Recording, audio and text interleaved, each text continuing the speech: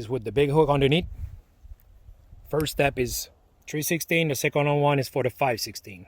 Okay, depending what kind of tubing you use. So I'm going to use only the slider and the roll of 500 feet that it is ready to go. So first of all, I will measure the length of my drop line. Example today is 36 inches. I know that this is 36 inches. I will just lock the whole thing here, ready to go. This is my drop line. I will go around the tree. I hook it. This is my drop line, and I'm ready to go to the next tree. And that's it. I will close my drop line, and you're ready for the next season.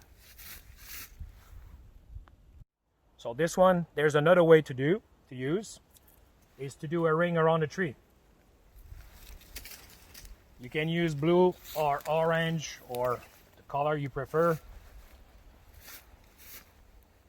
You install the union. I will just do it by hand for now, just to show you quickly.